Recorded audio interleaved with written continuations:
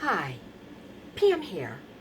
So, tonight I'm going to share my story about the fire and how God supernaturally spared my life. And I kid you not when I say that. And the whole thing was very traumatic. I don't ever want to go through anything like that again. So, if that interests you, stay tuned and I'll share more of that with you. So anyway, as you can see, I'm down here in my fitness studio, not in my home because, I can't live there.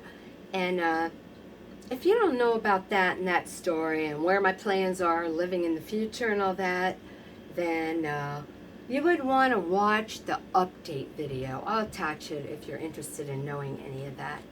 Okay? But I will be temporarily, when that's fixed, up there, living temporarily up there in the 2-bedroom soon. It's around the corner. And then after I sell the place, get rid of the building and all that, I will be moving out of here to a totally another location in a better area like I wanted to in the first place prior to this fire. So anyway, on to the fire. Anyway, July 8th, the tenant across the hall from me, we're both up on the second floor. She was a really bad tenant, and that's a long story. We won't get into that. The management company rented to her, and all of us there, myself included, and the other tenants, we had a problem.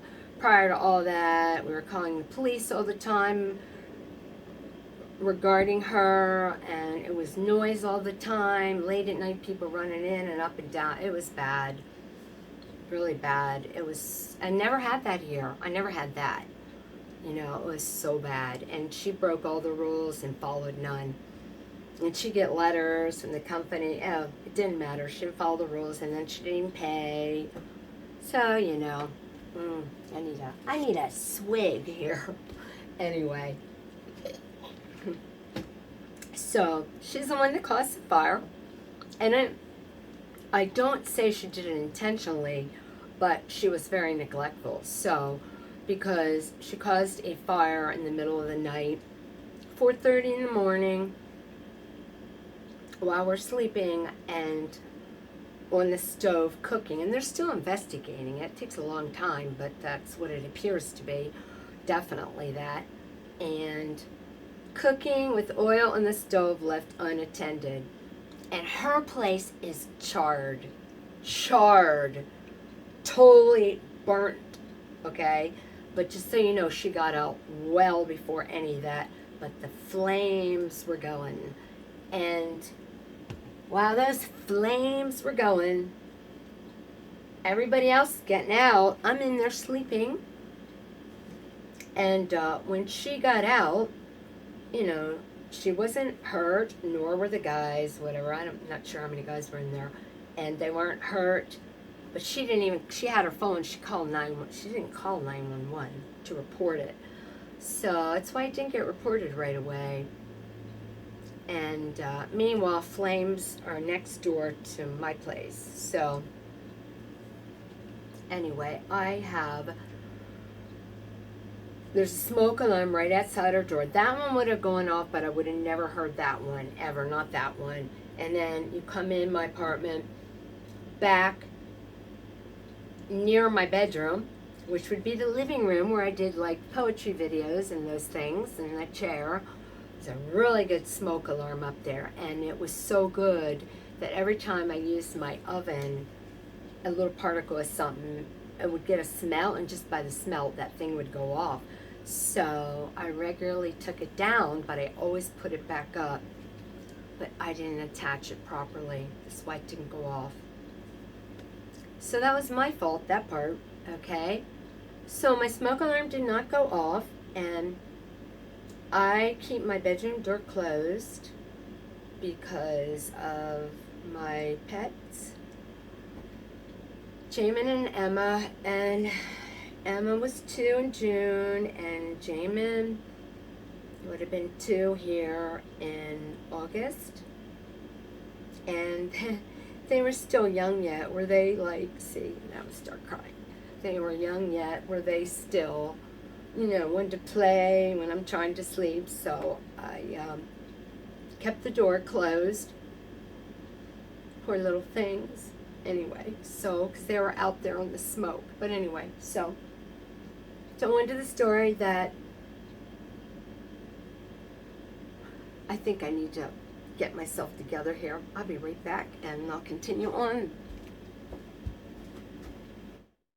Okay, so here we go. Trying to continue on with the story. So, my door is shut and the smoke alarm did not go off, but I woke up because I smelled something burning. I woke up by smell. Thought it smells like something's burning, and I get out of bed and straight ahead in my bed are my windows. The one's got the AC on.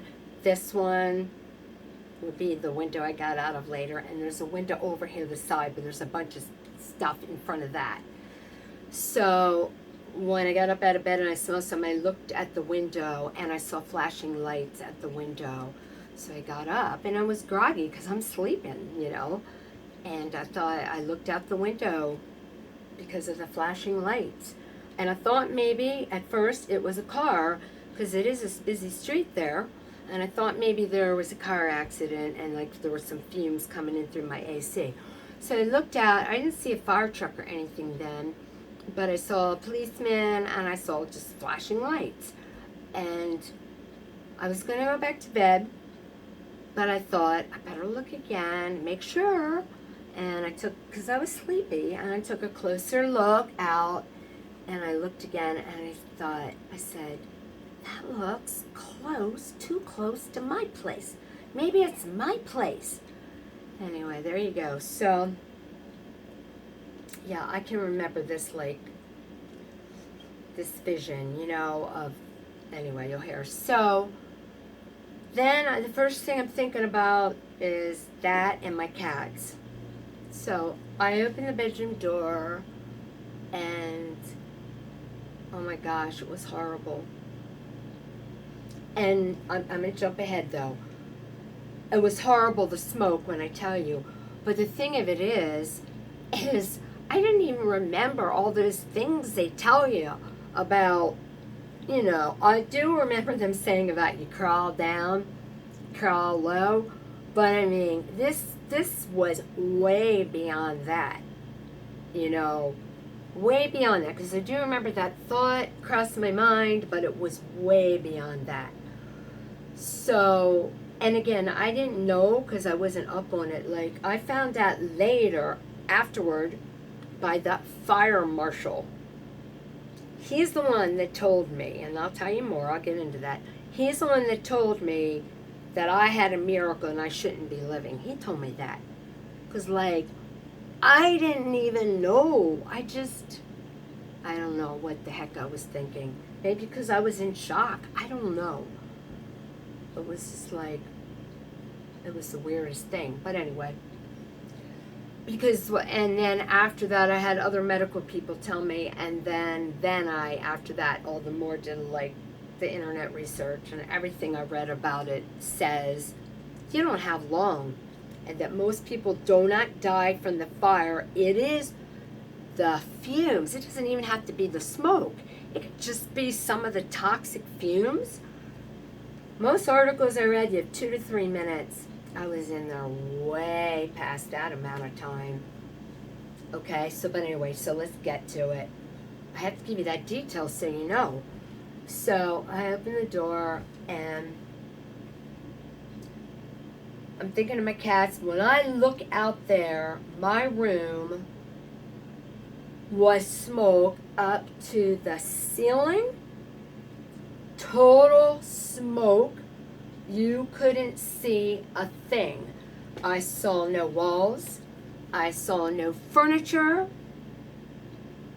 Nothing. I saw nothing. And I found out later, you can't get any worse than that. There's no airspace. There's nothing in there. And I wasn't thinking. I mean, again, I think I still would have done the same exact thing, even if I knew, because of my cats. I really do. But anyway, because I wasn't thinking, I walked straight through that. Like, in other words, that smoke like that was not in my bedroom. It was, those fumes were seeping under the door. That's what woke me up. It was coming through, those toxic fumes. And that's bad too. You can die just from those. But it was when I opened the door. And of course, I knew in my mind that I knew my cats were in that. And I knew that. I knew they were in there. And I knew they would have been under a chair, but you couldn't see the furniture anyway. You just couldn't see it. But anyway, as soon as I walked in it, immediately, and I bet you most people aren't around living to tell you this, immediately my throat, as soon as I stepped in it, my throat, and I won't forget that feeling either, my throat burned like fire, and my chest burned like fire, and my eyes burned, okay? And I walked through it, through the living room. I couldn't see anything, but you know, typically you know your place. Later on, I had a bruise on my leg. I must have banged into something, but I wasn't aware of it at the time. And then your living room, and then there's my kitchen. Now remember, my kitchen is next to her. It's my kitchen, then my little area from my door, and her apartment and mine, the little space up at the top of the steps is only like that. That's it. It's a little landing. Her door, my door. That's it. The top of those steps. And so I'm in the kitchen then, and believe it or not, I can't believe I did this, but to grab such a thing, okay? But time's ticking here. So in the kitchen, I get up in the cabinet, and I have a mouth guard when I sleep. And I've had that thing, oh my gosh, years and years. I've worn that for years. So, like, I'm not comfortable sleeping without that thing. You know, it would feel, like, weird to me not to have that in my mouth sleeping. It's so natural and comfortable because I've worn it for such a long time, okay? So, yeah, so I grabbed that night guard, and of all things, and that night guard was an extra night guard. It's like a travel night guard because I had the other one in my mouth. But anyway, of all things, and the clock's ticking, I grabbed that and I went to my door, and I have my keys in the deadbolt because I didn't have a knob, and her apartment's there. It's all smoke filled. Get the keys, I go back through that living room, and I called for my cats. Called their name, but you know, I couldn't see anything. Couldn't see anything at all. Furniture. Go in my bedroom, and I definitely would have never pulled that door shut to leave them out there. Okay, but I couldn't see them or see anything. So I left the door open, and when I was in my bedroom, I actually did this, and then I'll share with you what I found out. You don't have a lot of time. So I wear like a nightie, a nightgown, you know, sleeping. And I was like, I gotta take this off. And I take it off, and I grabbed an exercise shirt that was laying there in my hamper. I put that on, and then I'm like realizing, what a dumb thing to do. And then I'm like, to even worry about that. And then I'm realizing I didn't have any bottoms. Okay, just my underwear. And then at that point, I was like, I'm not doing anything. I was just like confused. And then I just had that on, and my underwear, no shoes. I just stood there in total confusion, and I didn't do anything. So let me jump ahead though to tell you, I didn't know this, but I found out later that when people, typically they die of the smoke, the fumes and the smoke. Fumes though, 2-3 minutes, you're lucky if you have 5. Typically you don't. That's pushing it. And what happens is because of the lack of oxygen and the toxic fumes you're inhaling that's going in your breathing lungs, you first get confused and you go unconscious. And so that's what happens to people. They get confused and go unconsciousness, and then they're out. And that's why they don't get out. They don't get out because of confusion and then unconsciousness, and then they suffocate. So, said they don't typically get burned by the fire. They've died already first. You don't have very long. But I didn't know that. And I would have done the same thing. I know I would have. I still would have. I was worried about my pets. Because I could have, at that, opened the door, see the smoke. I could have not even gone in there and just got out my window. But yeah, I don't know what I was thinking. I just know I went and I don't know what I was thinking, but I know enough to know I was worried about my pets. So I know I would have gone through it. I still would have. I know I would have. I just know I would have. So there I am in my room, and I'm standing there in confusion, and so I didn't do anything. I didn't try to get out at that point, and no firemen came to rescue me. But I have a fire escape and the roof there, and that one window that I could get out of.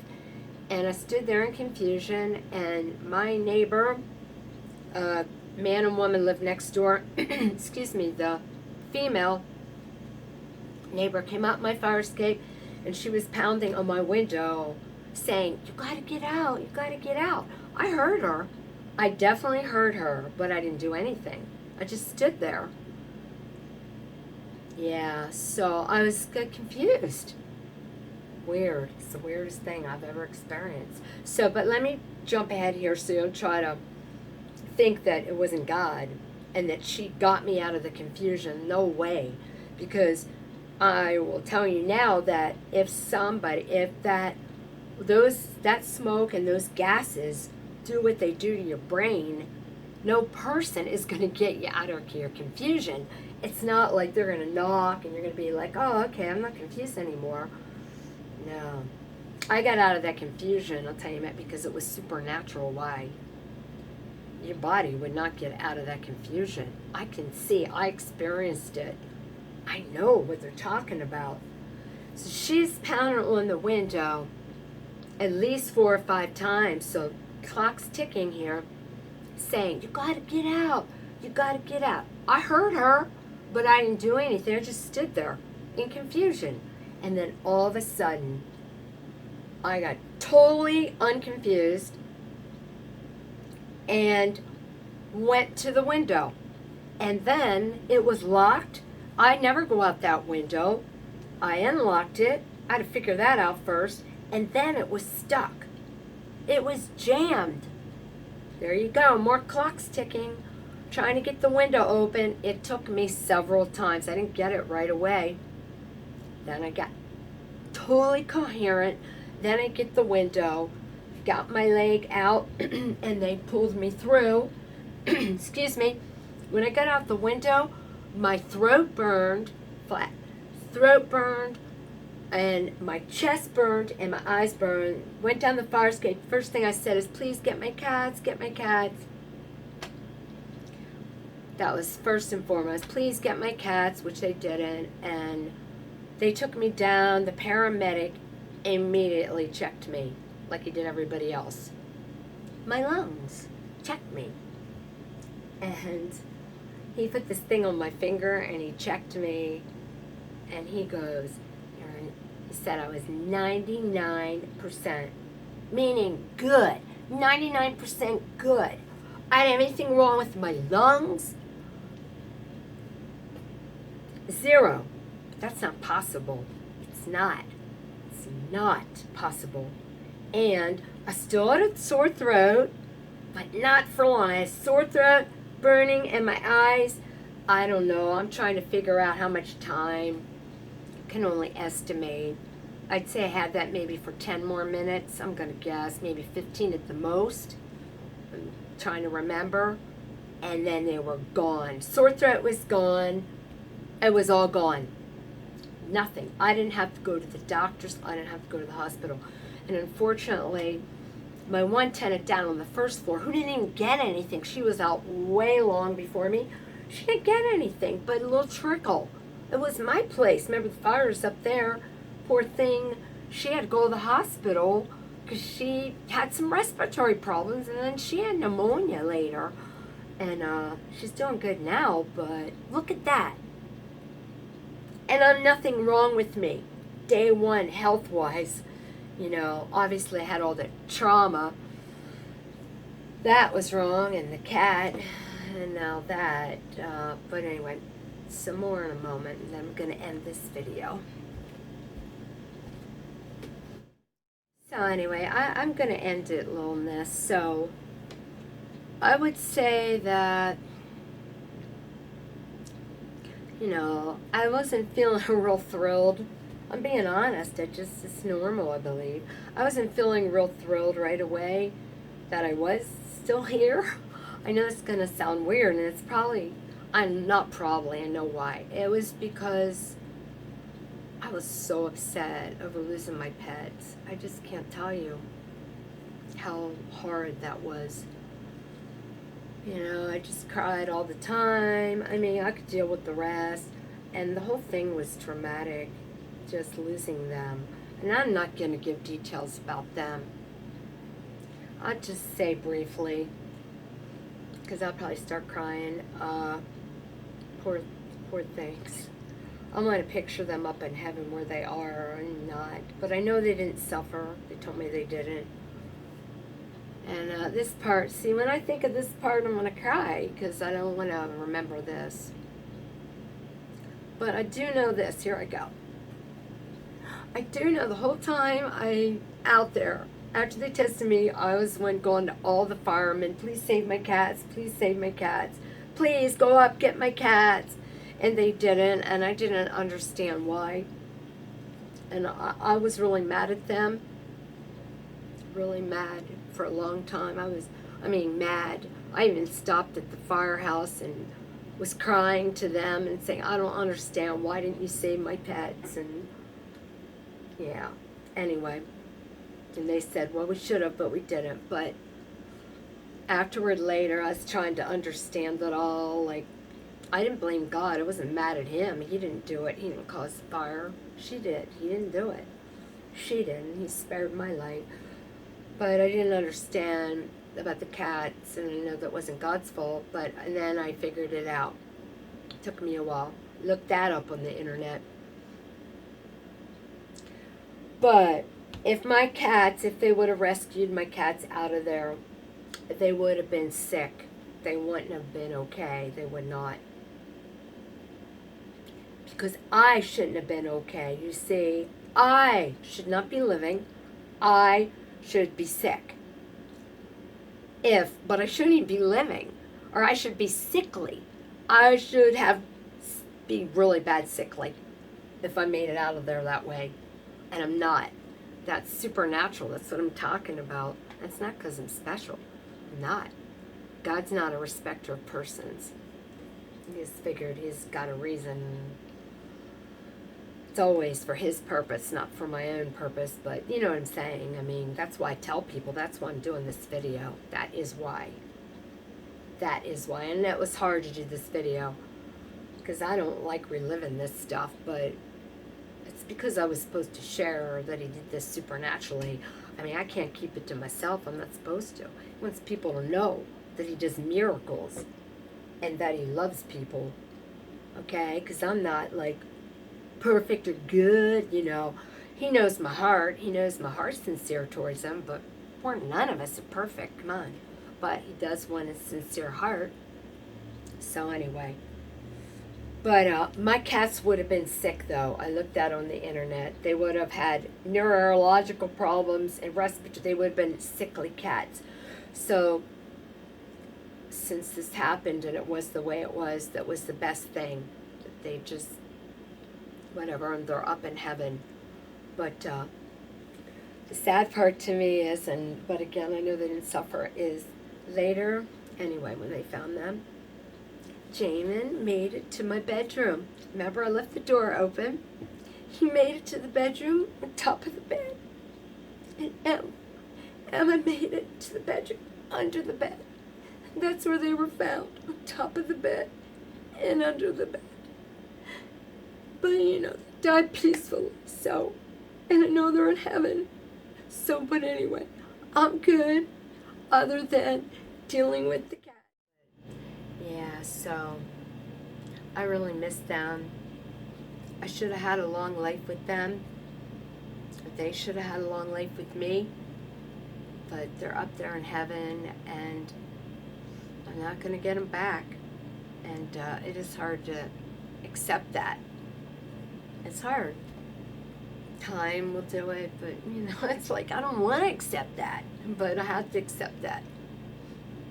But I'm glad I wouldn't want them to live like that. They would have been sick. So they're up in heaven and they're happy and they're running around playing with all the other animals up there. That's good. But anyway, yeah, it's gonna take time. That's it. They were good cats, I tell you. But I'm doing okay other than that, I mean, doing okay. I just have my moments with the cat thing, like every day at some time, but I think that's very normal. But anyway, to people out there that you're atheists and you don't believe in God, He is real, because I'm not Superwoman, and He supernaturally spared my life, and He does do miracles, and He wanted me to tell you so you knew He's real and that He loves people. But you have to be interested in Him a bit, just ask Him, hey, if you're real, let me know about it. I'll let you know. Just ask that question. So, but anyway, again, I'm supposed to tell you. You keep me around for nothing. So, anyway, until next time, I'll see ya.